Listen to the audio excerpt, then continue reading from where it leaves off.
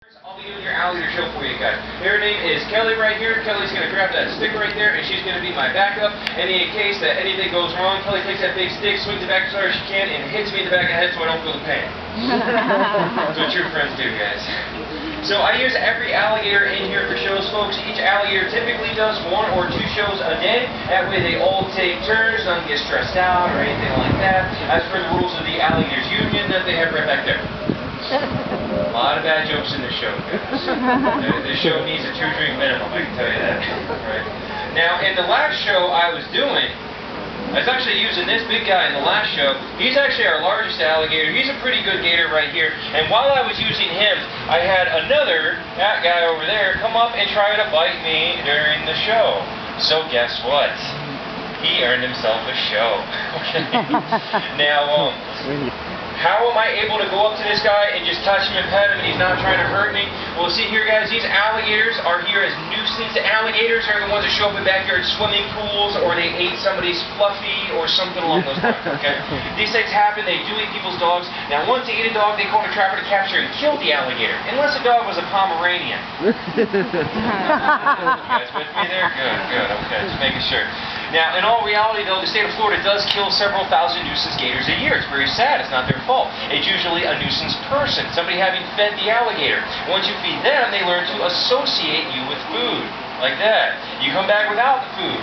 You are the food, okay? That's the problem. That's why it's illegal to feed them.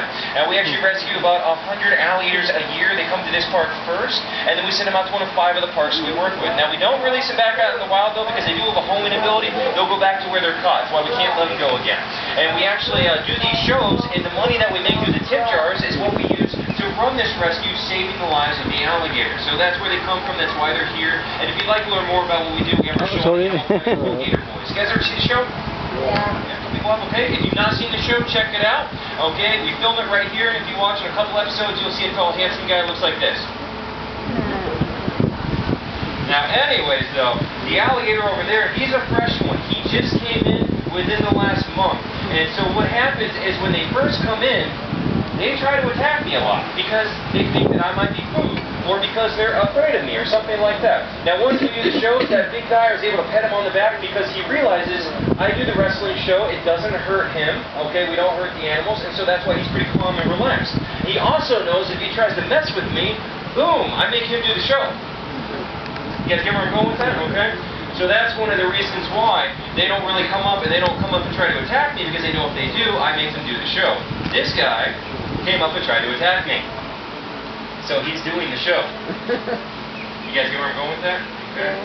Okay, so we're going to go and pull him out. Now, he is a newer alligator. Like I said, he's only been here in captivity for about a month. So he's a pretty new gator. He's also pretty mean. So let's go ahead and get him. We're going to bring him right up over here so everybody's able to see him. Come on back, buddy. As y'all can tell, he is thrilled to do the show. Very, very excited.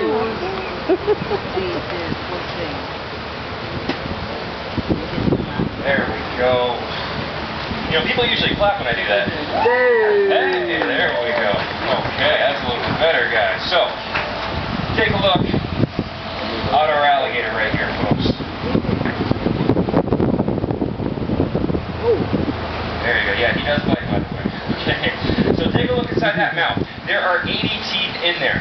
40 on the top, 40 on the bottom. Now, the neat thing about his teeth, as an alligator, he will break sorry. He will throw them back. He will cycle through about 3,000 of his teeth in his life, which comes in handy when you think about how hard he's actually biting down. Large alligators bite down with an entire ton of force in their mouth, guys. 2,000 pounds per square inch of power. You don't look very impressed with that number out there. You got to think about it. It's like the weight of a car inside of his mouth. Crocodilians have the strongest jaws out of any animal measured so far. Now, I'm going to see if he'll try. Well, that's funny for the kids. It's pretty terrifying over here. I'm going to see if I can try and show you just how strong those jaws are and how sensitive they actually are. What I'm going to try to do here, guys, I'm going to take a little bit of sand back here. I'm going to toss the sand inside of his mouth and see if he will slam shut trying to bite it. Now, let me tell you right now, sometimes it doesn't work. So let me see if it does. Depends on how sensitive he's feeling today. Nope, he's not doing it. Man. That's anticlimactic, isn't it, guys?